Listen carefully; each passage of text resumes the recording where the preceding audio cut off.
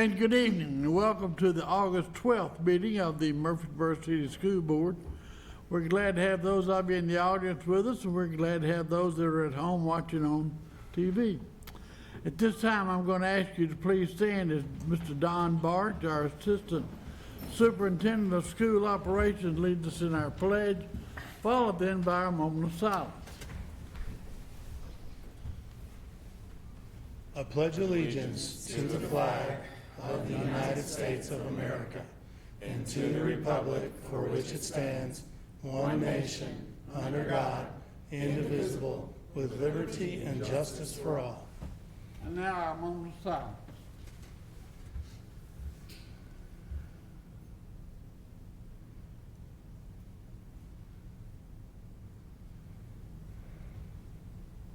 Thank you.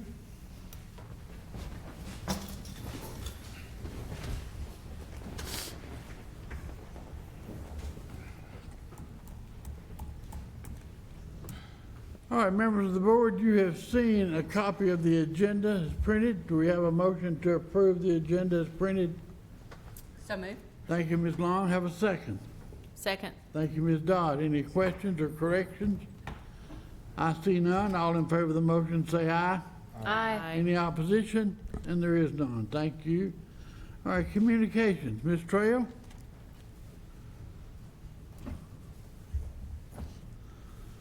Good evening. Good evening. Well, we're off to a wonderful start to our school year, and I've got a few announcements for you as we go along. We hosted our first MCS supply drive at Mitchell Nielsen Primary in partnership with the Murfreesboro Muslim Youth, WellPoint, Read to Succeed, and our MCS farmers. So we provided over 450 children with backpacks, school supplies, books, food, and homegrown veggies from our gardens. So it was a great event. When it opened, there was people lined out the sidewalk, so we were just thrilled with that. It's the first time we've actually hosted that particular event. Mitchell Nielsen Primary was the site, and they were amazing. We were also blessed to have so many additional supply drives supporting our students. H3 Church, Highway 231 Church of Christ, The Experience, Community Church, Family Worship Center, and the list just keeps on going of those who hosted either district-wide supply drives or for individual schools. So we appreciate those faith-based partners so much. We also received school supplies from United Way for Stuff the Bus, NHC, Weichert Realty, Chi Omega, and the Tennessee Comptroller of Treasury's office. So we are ready to go. Our teacher supply room looks great. People, actually, Jennifer and I were downstairs today filling orders from our teachers of, can you send me this or can you send me that? So it's really nice to have that up and going again. We are also gearing up for our backpack program. We will have our first packing day on August 20th. Again, Second Harvest is providing the majority of our food. That's through a grant with them. We'll have enough food through Second Harvest to supply 175 students weekly with those backpacks. Wilson Bank and Trust, as well as First Presbyterian Church, have already hosted food drives to supplement our backpack program. They came in last week, so we were happy to have that. And then, again, New Vision 50 Plus Ministry, as well as Fellowship Methodist Church's fuel program, will be stuffing those backpacks weekly for us. So it just takes an entire community to get all this done, and we appreciate the fact that we're ready to go. We will actually kicked off our parent universities with a kindergarten Zoom, a glimpse at kindergarten. We had over 100 parents on it. We also offered that same program in Spanish and had about 25 families in the Spanish Zoom as well. For August and September, we'll have several parent universities, including Let's Talk About School Anxiety, Digital Age Education, and Data Literacy. And additionally, thanks to the support of Country Financial, we'll be hosting a parent university family financial literacy night at Reeves Rogers on September 8th. And last but not least on the list for September, a family literacy night at Discovery Center at Murphy Springs. So lots of activities during the day as well as in the evenings, and especially for those parents. Those are my communications, sir. Thank you, ma'am, very much. Very impressive, very impressive. All right, let's see. Dr. Duke, Spotlight on Education, Summer Feeding Program. Yes, we are excited to give the board an update of our summer feeding program, and I'd like to ask our school nutrition supervisor, Ms. Jacqueline Sanders, to come to the podium and inform the board. Good evening, board members. Good evening. Tonight I'm excited to share the impact that our summer feeding program had on Murfreesboro and the children in Murfreesboro. So starting, we served at several sites this summer. We had 9 different schools. We had 6 child bus sites, 2 nutrition van sites. We partnered with Patterson Park, Discovery Center, and the Murfreesboro Junior Police Academy. And this summer, between June and July, we served 19,890 breakfasts and 28,246 lunch. And I'd be glad to answer any questions you might have. That's impressive. That is impressive. Keeping students fed through the summer. I have a question. Where do the child buses go? Child bus, it's Not several that of I'm them. trying to track one down.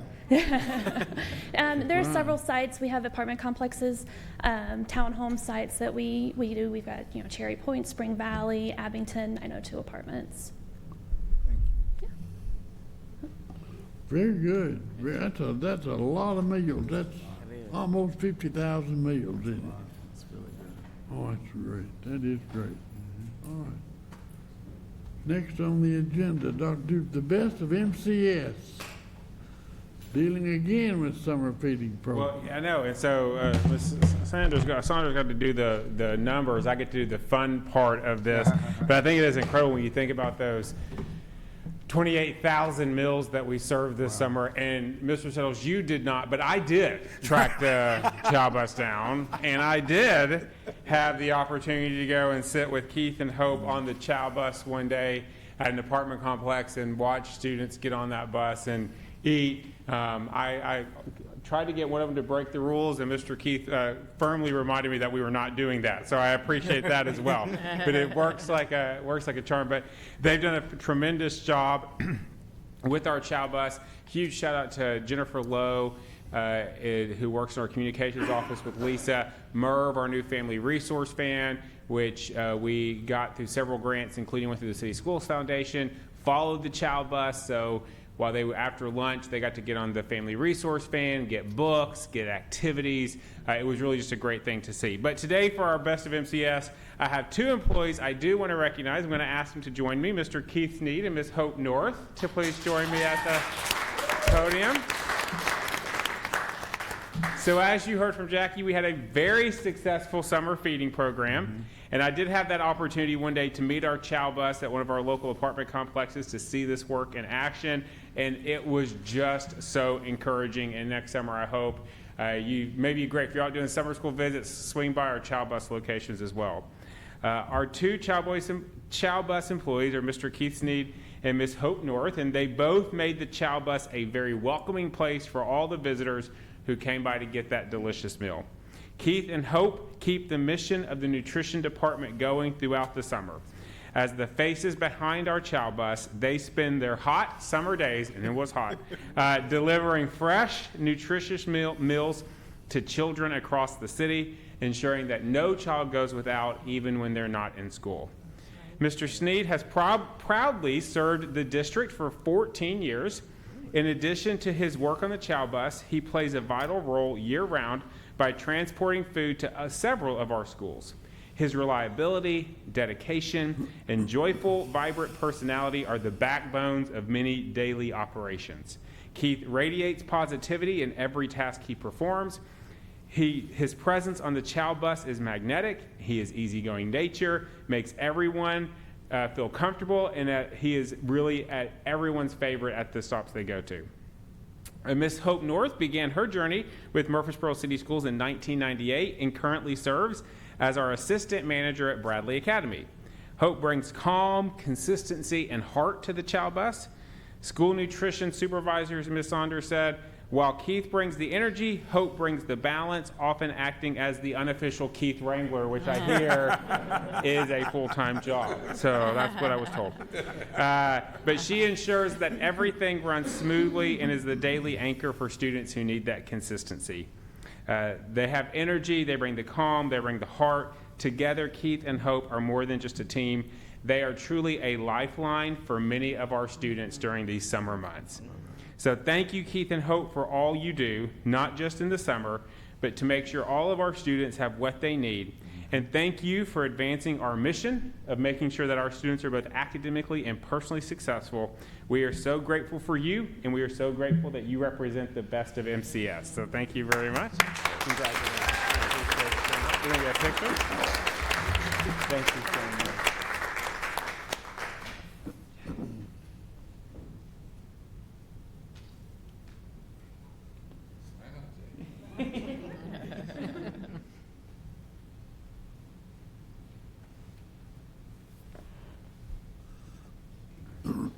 It takes a servant's heart, doesn't it? Yes. We appreciate both of you, and I'm sure all those students do as well. Thank you very much for what you do. Not only on the bus, but just your influence, I think, is important. It's great. All right, next on our agenda, public comment. We have no one who has filled out the form to speak to us publicly tonight. So consent items, do we have a motion to approve the consent items? So moved. Thank you, Ms. Moore. We have a second. Second? Thank you, Ms. Long. Any question or comment? All in favor say aye. Aye. The opposition? And there is none. Thank you. Action items, approval of contract with Dell. Yes, thank you, Mr. Chair. We are seeking approval to enter into two lease agreements with Dell Financial Services for the acquisition of technology devices for students and teachers. The first agreement provides for the lease of 2,000 student Chromebooks and licenses, totaling $702,140 over a 3-year term, with an annual payment of $217,893. The second agreement covers 1,000 teacher laptops, totaling $831,050 for a 4-year term, with annual payments of $204,654. Both agreements are structured as fair market value leases through the Omnia Region contract and renewed through November of 2026.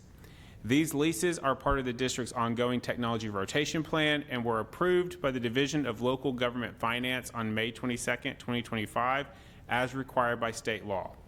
These agreements will also require approval of our Murfreesboro City Council. Our recommendation is to approve the proposed lease financing agreements with Dell and to then forward these agreements to the Murfreesboro City Council for final approval as required for municipal lease financing. This year's combined cost will be $422,547, and that amount was included in the approved FY26 general purpose budget, and we are happy to answer any questions you may have. Do we have a motion to approve the contract with Dell Computer Lease Agreement? So moved. Thank you, Ms. Dodd. Have a second. Second. Thank you, Ms. Price. Thank you, ma'am. Now, any question or comment? I see none. All in favor of the motion say aye. Aye. Any opposition? And there is none. Thank you. Approval of a contract with Gallagher Consulting. The district is seeking approval to enter into a consulting agreement with Gallagher Benefit Services effective January 1st, 2026. Under this agreement, Gallagher will provide a wide range of employee benefits, consulting services, including renewal analysis, carrier negotiations, compliance support, communications, benchmarking, and plan design. Services will be coordinated with My Benefits Channel and TASC where applicable. There is no direct cost to Murfreesboro City Schools as Gallagher receives a carrier commission as disclosed in Exhibit B of the agreement. And we are recommending approval as presented. So moved, Mr. Chairman. Thank you, Mr. Settle. Do we have a second? Second. Thank you, Ms. Price. Any question or comment? I have a Ms. question. Moore? So you said this is a commission, so we don't pay the commission? So that was one question. And the other is, have we used these Gallagher before? Yes, so we do not pay the commission. So they broker they're our broker, they broker on our behalf. And so when they go and work with us through the bidding process, whoever wins those bids, they're actually paying that commission to Gallagher as our broker. We have worked with them since 2015, so they've been a really long-standing partner with us. I will say one of the things is that they do, in addition to just working with the vision and dental and flexible spending accounts, they also work with us through the budget process. The board knows we've really worked the last couple of years to address our insurance cost that employees pay, and we've made some pretty significant movements in that, and that is in large part with that partnership with Gallagher to help us with that budget planning, do the forecasting, and then also a whole lot of technical support in the HR office. Thank you. Any other questions? Have a motion and a second. All in favor say aye. Any opposition? And that's see none. Thank you. Approval of professional services agreement. MCS has entered into a professional service agreement with Ironsmith Fire on November 4th, 2024 for inspection, testing, maintenance, repair, and installation of fire suppression systems in accordance with Tennessee Fire Codes. The original contract term was through June 30th, 2025, with 2 optional 1-year extensions.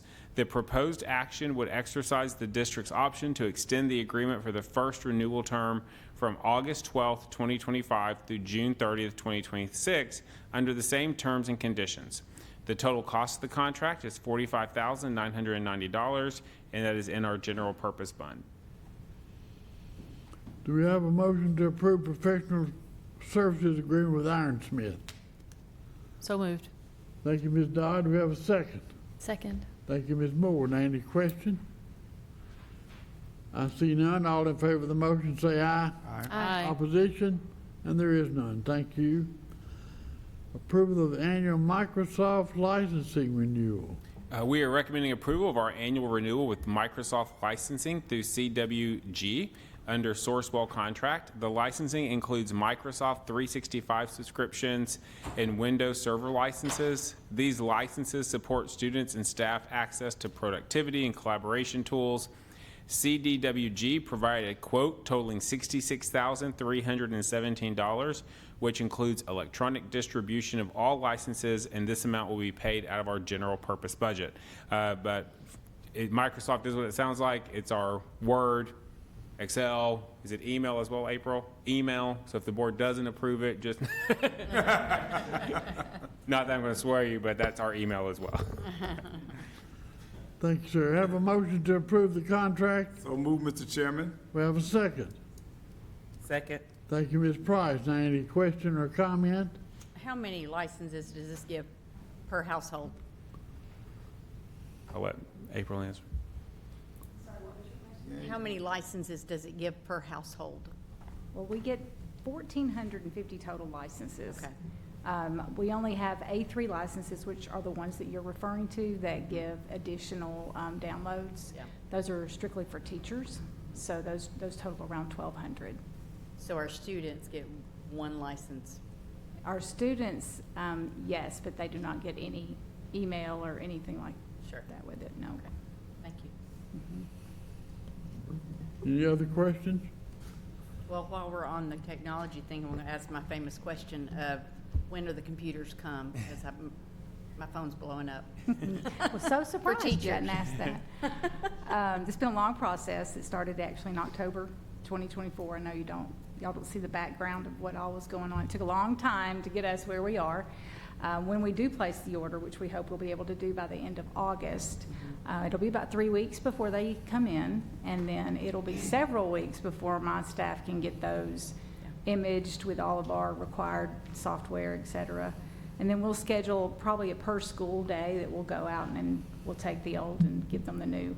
Okay. In the meantime, no one's been without anything at all. Sure. They really don't know, they just don't have new, which everybody always wants Right. new. But there's no one without, no student, no teacher. Everybody's still functioning like normal, Okay, thank you. even with email, Even- they like it or not. That'll continue after this. No other questions? All in favor of the motion say aye. Aye. Opposition? There is none. Thank you. I'm sorry, just before we move on, Mr. Chair, I will say, as that mention said, when we go back to that Dell lease, it does have to take city council approval, which is why it'll be the end of the month. And I think we're looking at the 21st as trying to get that on the next city council agenda on the 21st, which will allow us to move forward. Okay, thank you. Mr. Chairman, Yes, sir? I forgot a question I had written down when we were talking about the fire suppression equipment. The question is, what is the state's guidance on fire drills anymore? I heard some talk about maybe we're doing too many or something. Yeah. Can So you help me? The state law did change, and it verified a couple things. It first cleaned up some language to say that we only had to do 2 fire drills within the first 30 school days. It did say days, and so depending whether you had weekends in there, it just clarified that language a little bit, and then made them, instead of monthly, I think every 30 days. I will say we're still doing them on a monthly rotation because it's just easier to track, right? Now, it may mean we do 1 less in May, but it's just easier for principals and us to track it, to say we're gonna do it once a month, even though it's every 30 school days. The second thing that changed last year was the guidance around fire drills, which is that when a fire drill goes off, we do not immediately evacuate the building. There is always a second announcement saying, yes, you need to evacuate. This is a real fire drill. And that's just to prevent some of the school violence issues that have happened around the country. And we actually implemented that last year, and we'll continue to implement that with our trainings this year. Thank you.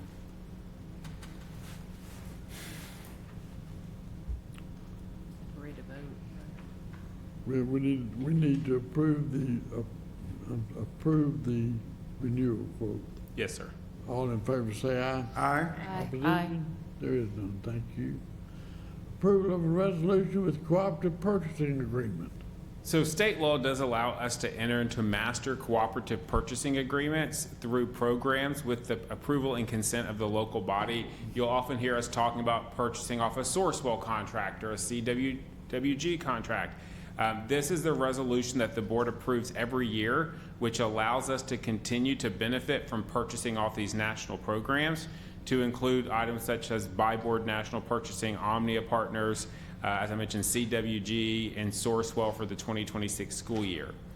When we're able to leverage the collective buying power of multiple institutions, these programs enable us to secure substantial discounts on essential goods and services. In addition to the direct financial savings, cooperative purchasing programs offer a considerable reduction in administrative burden to our staff, because we're not having to do the bidding of the processes and things like that. So again, we approve this every year just to allow us to continue to use those purchasing cooperatives. And we're recommending approval as presented. Do we have a motion to approve the resolution? So moved. Thank you, Ms. Moore. We have a second. Second. Thank you, Ms. Dodd. Any question? I see none. All in favor say aye. Aye. Any opposition? There is none. All right, reports and information, enrollment update. That's going to be exciting. I'm anxious to see. Good evening, board. You got Dr. Pepper to go with it? I'll work on that for you. Well, without Dr. Pepper. Good I'll choice be- to drink, though. So it feels like I was just here giving you a period 9 end of year update, and here we are again. This is an exciting time where there's a lot of hope, promise for our students, and as we're starting to count those little bodies as they come into us, this is day 4. So this was the second day, really second day of kindergarten, but the second run of that alphabet. So tomorrow will be the full day for our kindergarten kids. Sorry, half day tomorrow. We have one more half day. I'm sorry, half day. But with all of them at one time. So it's going to feel like a full day for those kindergarten teachers. Thank you for correcting me there. So looking at that, we're still having bodies come to us. So we're counting that. And as you take a look, the report in front of you is looking at our K-6 enrollment. You'll see a comparison of 25 to 24 as well. And as you take a look, there's some PTR numbers. I won't go through all of those numbers. They are there for you. I did try to enlarge the font as much as I could, just because I needed to do that for myself. And as we take a look, I wanted to point out from period 9 of last school year, we're down 360 students. I think that's something that stands out. We're still early in the game. We're seeing across the board as we talk with other districts, they are lower in kindergarten. So we're seeing some of those trends. I'm going to come back and give a report again, either through our workshop or the 20-day report. I'll give more details as to where we landed with that. So typically, again, first 10 days or so, first 2 weeks, those numbers are really soft. They're changing quite a bit. As we determine our kids returning, have they moved somewhere, our school is requesting those records as well. So as we take a look, notable changes, Irma Siegel has 27 students more than they had from day 4 last year. Again, day 4. As we look at John Pitter, they're up 15 students. Overall Creek is up 12. And as we take a look at some of the negative pieces that are there, you'll see Northfield is down 62, Black Fox 39, Casey Lane and Reeves Rogers are at 34, and Scales at 21. So as we take a look at those numbers, we're calling families, teachers are, attendance secretaries, principals are checking in, and we're having daily conversations about where we're landing as far as enrollment numbers and our student count. Be happy to answer any questions. I have a question. Yes. So, do you know kind of why we're down 360 students? Is there anything that you can point to that would say why? I wish I could pull a rabbit out of my hat, but as Yeah. we go back and we kind of reflect on the past conversations, we're looking at different trends that have been different across the state and across the district, and we're looking at those. I'll defer to Dr. Duke. Well, I'll say, as too, I well. mean, two clear patterns is kindergarten is down. I Yeah. mean, and that is something that anecdotally I've heard from some other places. I don't have anything official to say, but our kindergarten numbers are down. I think there's a lot that could play into that. Our sixth grade numbers are significantly down. And so those are two places where we're looking at that. It's interesting, you know, the county opened Poplar Hill, so we knew we'd see some loss because that did cover some of our dual zone area there. But like I look at Overall Creek, they're up 12. That was probably the place we thought we would lose some. You know, I would expect to see that loss there, and they're actually up there. Again, a lot can change. John Pittard is up. So it's those are probably the two biggest trends we're watching right now is around kindergarten and sixth grade. I think there's a lot of speculation. We're not sure, so that's something that we're going to continue to look at and review this year. Yeah, I was just wondering because it's kind of a chunk. I mean, that's a lot of kids. It is. So I was just wondering about that. And what do you do in a case like that? Do you reach out to those families and say, hey, are you registered somewhere, or? We are. Actually, I was gonna say- so the principal's talking with the attendance secretaries. Good. Teachers are involved as well, and we are calling every single family. Yeah, So we're just to looking at find out contacts. So why. part of what we look at is not attendance, but ADM. Looking at our kids, have we had positive communication? If we've had the negative of saying that they've left us, we do not include them. We unenroll. We wait for those records requests as well. But that's really what we're tracking here, is to kind of see what the communication's been like. And we have some schools that have completed 100%, and some schools that are still working to contact families. And that varies. Sometimes they've moved states, sometimes they're not available. The number has changed. Okay, thank you. Yes. Amanda? When do we get the request for records? Is that only if they move to another public school? Do we get it if they move out of state? If they move to a private school, is it any kind of transfer? So typically, the school that they're going to requests those records, and then by the new state law this year, within 5 days of receiving that request, we send those over. Sometimes we don't always get it. Sometimes there's a little bit of a delay, depending on what families have done. For whatever reason, there's sometimes a detour or a change of plans, and sometimes the request actually comes from the parent as well. But officially, by law, we submit those when the school requests them. And that is regardless, so public, private, Yes. unless it's maybe some kind of homeschool tutorial that may not be accredited or in an actual category or something, but we would expect records requests from every student. So I think that would tell us a lot about where the kids are going, where these 360 are. Right. Unless it's just lower kindergarten, and then we don't. Yes. But, okay. What is the method of transferring those records? Do we send them from our central office to the county, or the? So it depends on the district that's requesting. Sometimes they have us log into one of their portals, and then we send the records that way. Other times it's through FileBound, which is our software data management piece, and we send those over to the school district. So it's typically done electronically. Do you know whether or not charter schools have had any influence on this number? I don't see any difference compared to this year. So I think when we go to look at the numbers, and again, we're changing from EIS to EdFi, that's a whole system-wide change. So as we start to look at that and clarify those numbers, I hope to have more information about it. I will say, I don't think we can say it hasn't had an impact. There are students in that building, and to that would either most likely be either in one of our schools or in the county schools. And so I think there's a couple things we're looking at. I'm not concerned right now, I'll be honest. We have a brand new elementary school opening that took students from our district, we knew that would happen, We have a charter school that's on its second year. We have the vouchers that have been implemented this year. So there's a lot of pieces at play that we're looking at. And so as Ken said, it's kind of hard to say like what's causing it. What we do know is kindergarten numbers are down. 6th grade numbers are down. That we can say for sure, and the rest just kind of trying to have those conversations around where are students, and we know that's something we'll continue to look for and watch out for. But I do think overall, what we're going to see is what we typically see is come tomorrow's the first half day for all kindergarten students, and then really on Thursday when kindergarten students can actually ride the bus.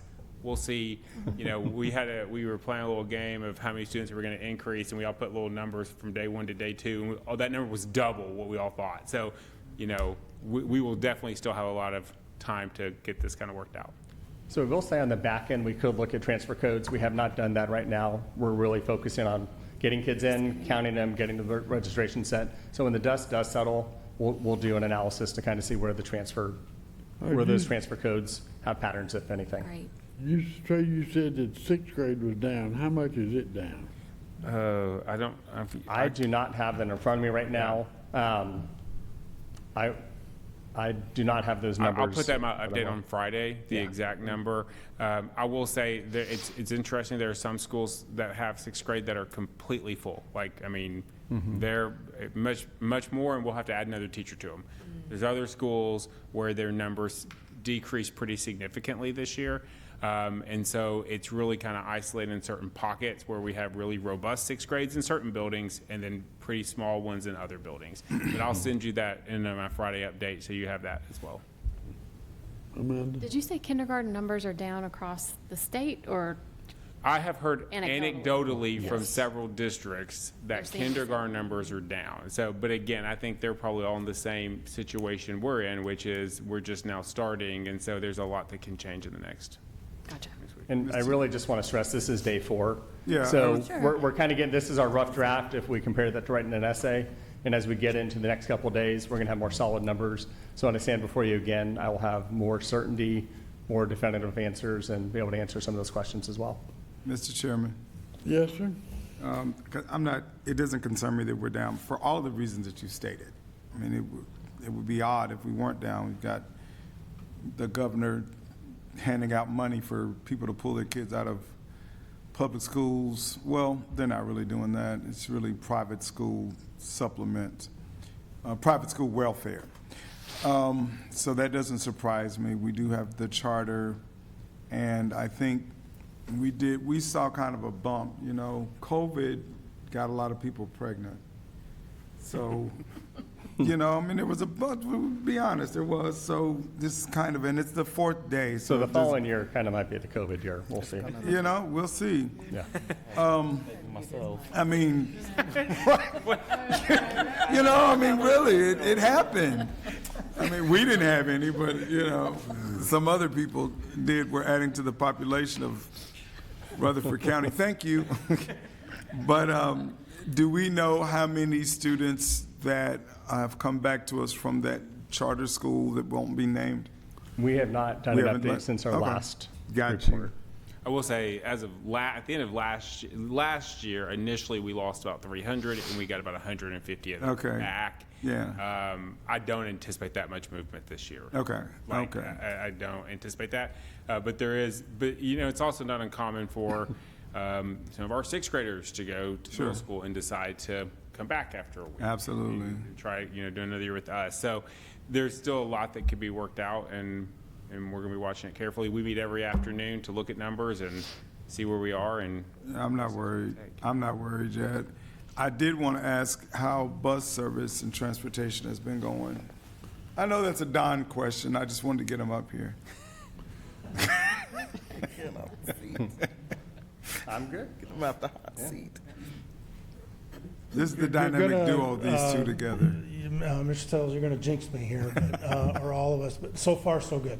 Yeah. It's been, the new facilities helped out a bunch with the office staff. You know, it's not perfect, but I've been watching everybody work very diligently to reach out to parents, try to get kids on the bus as fast as they can, their bus stops, and working with them on if we have to adjust stops. That'll be coming in the next couple of weeks. We've asked parents to give us a minute. Some have called, want to change their stops. Yeah. And we said, hey, we need to stop right now. We'll look at that after we get through this first tidal wave. And then if we need to adjust, we're willing to adjust if it fits into what our procedures and protocols are. But as far as for me, as a smooth beginning to the year, it's been one of the smoothest I've been a part of. And am I correct that we're fully routed? We have all our routes covered? Yes, sir. That is really good. That hasn't happened in a long time. And they're doing a great job, and they're very excited. It's been a good year, been a great start. Thank you. Do we have any worry about losing teachers? So I'm going to take that. Are you talking about due to numbers? Yes, sir. No, we do not. So we are working, if numbers play out the way they play out right now, we'll make some adjustments and shifts. Ken and Mr. Rocha, Ms. Arnett, and I met today to look at some options with Dr. Johnson and HR, but we have no worries with that. Okay. Now, there may be some changes we need to make, but as far as ensuring everyone continues to have a job, absolutely. I'd say as a final reminder, I like to always remind people that school does start before Labor Day now. So schools are open, and if you'd like to register, families can join we still have online, kids in and the pool. your registration will make it as easy as possible. We provide support in English, Spanish, and Arabic as well. Thank you, sir. Thank you all. Do you have any idea whether or not the county is up or down? I haven't spoken to them. All right, sir. Thank you, Ken. All right, director's update. We've hit most of the updates. Right now, we're just in full-fledged get school started. I was in a couple schools today, and it was just fantastic seeing teachers teaching. And, man, I told Ms. Arnett, they hit the ground running. I mean, we are seeing some great instruction. Saw some kindergartners practicing walking in the hallway for the first time today on their first day. But as I said, tomorrow is another half day for students, but it's for our kindergarten students. They'll all be there. And then Thursday, they'll be on the bus. They'll be staying for breakfast and lunch with all the kindergarten students in one classroom, and it's going to be a fun day for sure. I think they want you there that day. I already have one principal I texted that I'll be there to help to walk kindergartners in tomorrow because it's still my favorite part of my job. The other update I want to, so we talked a lot about federal funding this year. So we know that the federal government had originally paused our federal funding. They then released that federal funding. We have now gotten our final allocations for FY26, which is really determined by the number of at-risk students that we serve that qualify under those different federal title categories.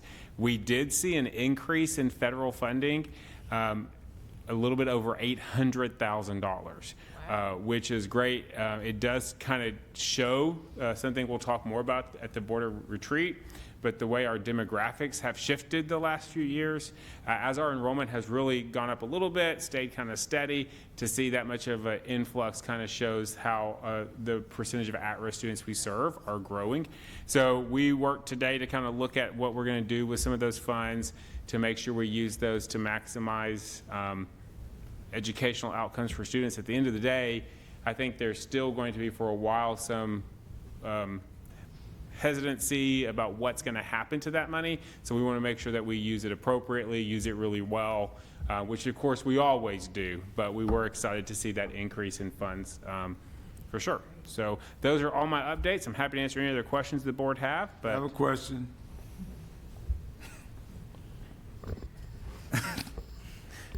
Has the check from the Fed cleared the bank? And is there any fear of the money being clawed back? I will say the state has told us we can spend this money. So with the state is the flow through. So I think if the state's telling us we can spend the money, that we're good to go. And my other question has to do with our local funding source, because we're good for 26. We don't know what's going to happen next year. Are we in talks with City Council about what that's going to look like and if there's a, how we kind of maintain what we have going on here in the city of Murfreesboro, which is actually one of the best school systems in the state and probably the nation. So, as through all the funding challenges we've been in the last couple of years, we've been in constant contact with the city council. Again, the mayor's been a really strong advocate on our side to make sure that this has happened, that Murfreesboro City students are getting what Murfreesboro City school students deserve. And so we've had several meetings. I have no doubt that that will continue, but it's been a really open conversation with the city council about the challenges we have and plans moving forward, and they've been incredibly responsive. Thank you. I have a question. Switching gears, I've been asked by several teachers, when are they going to get their bonus check? Yep. Do you know when that will be? Yes, so Dr. Johnson sent an email out to all the staff a couple weeks ago reminding them that it would be August 29th is the date that we are scheduled. I talked with Mr. Owens Monday just to verify we were still on track with that, and he assured me we are still on track with that. So that is coming out on the 29th. Want to remind, I know there's been several news stories about this as well, that it is not actually a check for $2,000 because, of course, everyone's personal payroll taxes they'll have to pay and their personal deductions as set up on their W-4. So we will send out another piece of communication to our staff the week before. I think the 29th is a Monday, correct, Daniel? Friday. Is the 29th the day they're getting paid? Okay, so the week before that their money is direct deposited, we're going to send another piece of communication to staff just saying, hey, you should see it in your bank account on this day. Is that bribe check that you're Yes, talking about? that's it. Okay. I just want to be sure. Just in the communication, can you just remind them about the taxes? 'Cause, Yes. I mean, there's been people totally confused about this. Yeah. And I get it. You Yeah. explained it to me. And there's been, like I said, there's been several news stories about it as well. I think some smaller districts have already distributed those checks, and so I think there's, it's something we always deal with when the state says, "Hey, we're going to give money for this," and they name an amount. Is understanding that still has to go through payroll, and that you still have federal income tax and federal taxes you have to pay, and so. But we will definitely make sure that is communicated. Well, I think the confusion was when they were told, okay, well, we're getting enough money to cover the taxes, but it wasn't their taxes. It's Yes. not the teachers' taxes that are covered. It's payroll taxes for the school district. That's right. That's right. So that's where the confusion came in. Yeah. Because everybody thought when they heard that, they thought, well, it'll be over enough the 2,000 that when they do take my taxes out, that I'll have 2,000. So that's where the confusion Sure. came, so. Two things. I drove down, excuse me, Salem Highway today and looked over at that maintenance building. It sure did look empty. And I guess it is. Everything is moved. Close, Okay. close. End of the month, All right, good. All of deal. our offices are moved over. yes. Okay. Has or weren't we doing a rental there or something? Somebody's in the front of our new building. So yeah, Read to Succeed. Read to Succeed, that's They're very happy, and yes. Okay. Yeah, I rode over there the other day because, I didn't get to go on the original tour. I was doing something else, but we were over at Chewy's and I said, hey, let's go over here and look at the building. My daughter was really excited. But it was really nice. It looked really good. They were mowing the lawn. It looked great. A lot of buses over there. Yeah. Lot of buses. I got an email during the week, and I don't normally respond, but I did, because they left a phone number, and it was some fella in Nebraska who was talking to me, sent me the email about wanting to know about Murfreesboro City schools and the high school petition about cell phones. Oh. And I just wanted to clear him up, so I called him back. He was very nice. He was from Nebraska, and I asked him how he got Murfreesboro City. He didn't know. But I told him we didn't have high school, so I got us off of that list, I hope. I'm assuming everything for us, cell phones, is going great. I don't hear anything. No concerns. Okay, anything else come before this board tonight? If not, we have a motion to adjourn. We'll go home. So move, Mr. Chairman. Second. Move. Got a Second. second. We're out of here. Thank you very much for being here.